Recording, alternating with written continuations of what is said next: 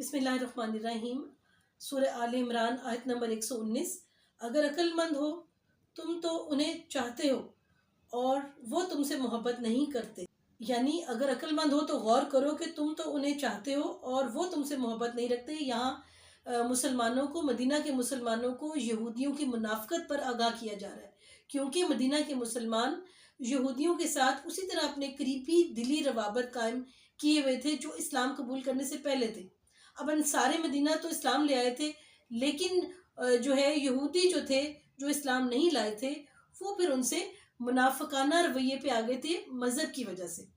ٹھیک ہے، اوس اور خزرج کے لوگ جو تھے مدینہ کے، وہ مسلمان ہو گئے تھے، اور یہودی جو ہے ان کو اپنے فتنہ و فساد اور ان کے رازوں کو ان کے دشمنوں تک پہنچانے کا باعث بن رہے تھے۔ ان پر اللہ تعالیٰ نے قرآن پاک میں آگاہ کیا،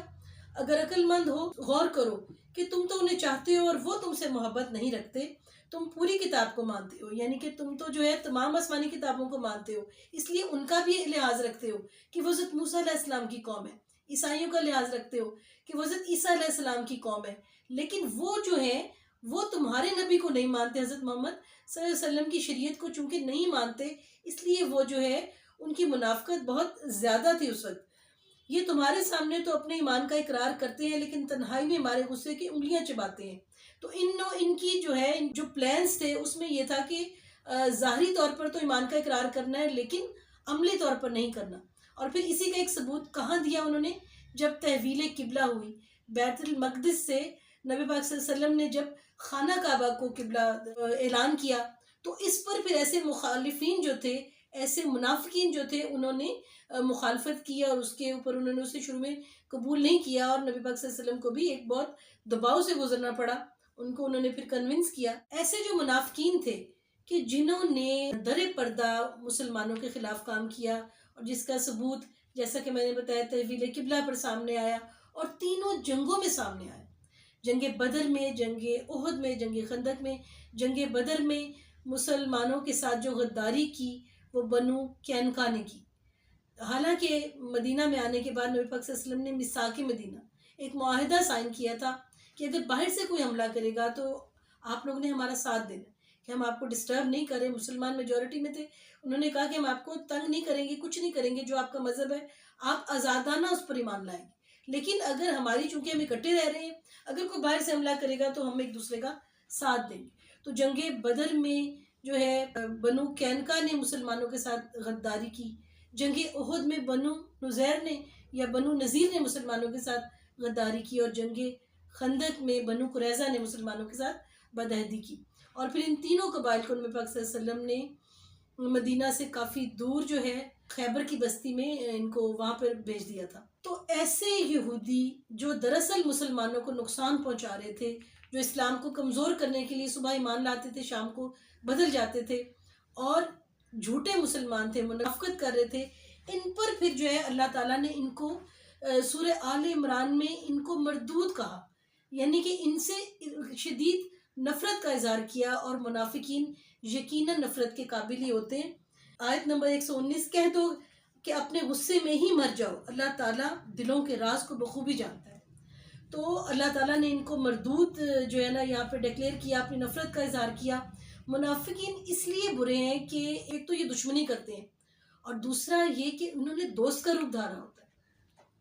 یعنی ایک تو دشمنی کرتے ہیں، مخالفت ہو گئی، ایک تو اس لیے جو ہے نا ان کا گناہ، اور دوسرا کہ یہ دھوکہ دیتے ہیں، یہ بظاہر دوست بنے ہوتے ہیں، مخلص بنے ہوتے ہیں، چھپے ہوتے ہیں، تو اس کا مطلب ہے کہ ایک تو برائی ہے جو کہ برائی ہے اس کی اپنی برائی کی وجہ سے، اور دوسرا جو منافقت ہے وہ ایک دگنا گناہ ہو جاتا ہے کہ ہم اس میں کسی کو دھوکہ دیتے ہیں۔ تو اس سے ہمیں یہ سبق ملتا ہے کہ ہمیں عام زندگی میں کسی بھی مقصد کو پانے کے لیے، جو کوئی آپ کو چیز بری لگتی ہے اسے برا کہیں، کسی مقصد کو پانے کے لیے کسی کو دھوکہ نہ دیں کہ آپ اس سے نفرت کرتے ہیں اور آپ اس کے دوست بنے ہوئے، اندر سے آپ اسے دشمنی رکھتے ہیں لیکن بظاہر آپ دوست بنے ہوئے ہیں۔ یہ کس قدر افسوس کی بات، یعنی اگر آپ واقعی ایک کچھ آپ میں تھوڑا سا جو ہے نا کوئی ایمانداری یا کچھ ضمیر ہے، تو پھر یہ کہ جو برا لگتا ہے اس کے ساتھ اسی طرح رہیں، اس کو پتا ہو کہ آپ برے ہیں، اس کو اوائڈ کریں، جو آپ کو اچھا نہیں لگتا، جو نہیں ہے اس کے ساتھ آپ اس کو اوائڈ کریں، نہ کہ یہ رویہ ہو کہ آپ اس کو دوست بن کر اس کی جڑیں کاٹیں۔ تو اس پر پھر جو ہے اللہ تعالیٰ بھی اس پہ لعنت بھیجتا ہے، ان کو مردود کہتا ہے۔ سورہ نساء میں آتا ہے کہ منافقین آگ کے سب سے نچلے درجے پر ہوں گے اور تم وہاں ان کا کوئی مددگار نہ پاؤ گے۔ سورہ آل عمران آیت نمبر 120، تمہیں اگر بھلائی ملے تو یہ ناخوش ہوتے ہیں، ہاں اگر برائی پہنچے تو خوش ہوتے ہیں۔ آیت نمبر 120 میں بھی منافقانہ رویے کی ہی بات ہے۔ اس میں بھی مسلمانوں کے ساتھ یہودیوں کی جو منافقت تھی اس سے مسلمانوں کو آگاہ کیا جا رہا ہے کہ جب کوئی منافقت پہ ہو تو آگاہ رہو کہ ہو سکتا ہے کہ وہ کوئی جو ہے جب آپ کو نقصان ہو تو اس کو خوشی ہو، ظاہر ہے کہ وہ تو ہونی ہے۔ آگاہ اس بات سے رہو کہ جب وہ آپ کو اچھا مشورہ دے تو آگاہ رہو کہ ہو سکتا ہے اسی میں ہی آپ کا نقصان ہو، اور جب ایسے منافقین آپ کو آپ کے نقصان سے ڈرائیں تو ہو سکتا ہے اسی میں فائدہ ہو۔ تو اس وقت اللہ تعالیٰ نے کہا ہے کہ آپ نے دو راستے اختیار کرنے، ایک تو صبر کرو، تم اگر صبر کرو اور پرہیزگاری کرو تو ان کا مکر تمہیں کچھ نقصان نہ دے گا، اور دوسرا پرہیزگاری کرو۔ پرہیزگاری کیا ہے کہ اللہ کا خوف، اس پر پھر اللہ کہتا ہے کہ تم اگر صبر کرو اور پرہیزگاری کرو تو ان کا مکر تمہیں کچھ نقصان نہ دے گا۔ تو آپ کو منافقین سے جب بچنا ہے تو کون سے دو طریقے ہیں؟ ایک تو صبر، کہ وہ آپ کو ایسے مشورے دے رہے ہیں جو آپ کے نقصان میں ہیں اور آپ جان گئے ہیں اور آپ نے صبر کرنا ہے کیونکہ آپ کے پاس ثبوت نہیں، کیونکہ ایسے لوگ تو بظاہر آپ کے دوست بنے ہوتے ہیں، آپ انہیں کیسے جھٹلا سکتے ہیں، اور پھر جھٹلائیں گے تو آپ کی بھی ان سے جو ہے وہ لڑائی جھگڑا ہوگا۔ اس سے بہتر ہے کہ آپ صبر کریں،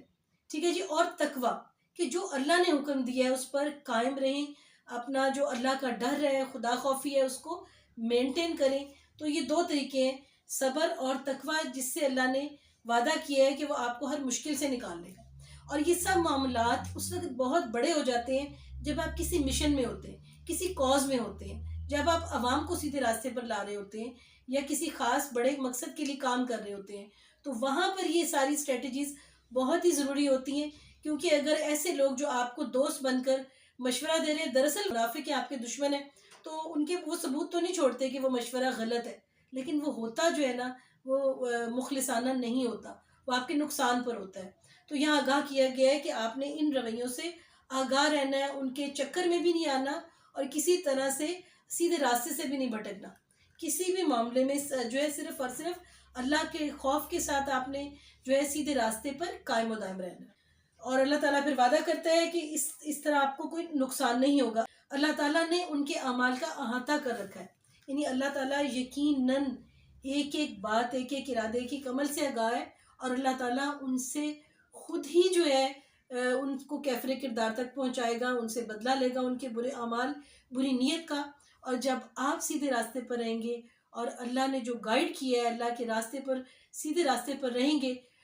تو اللہ تعالیٰ آپ کو کامیابی عطا کرے گا۔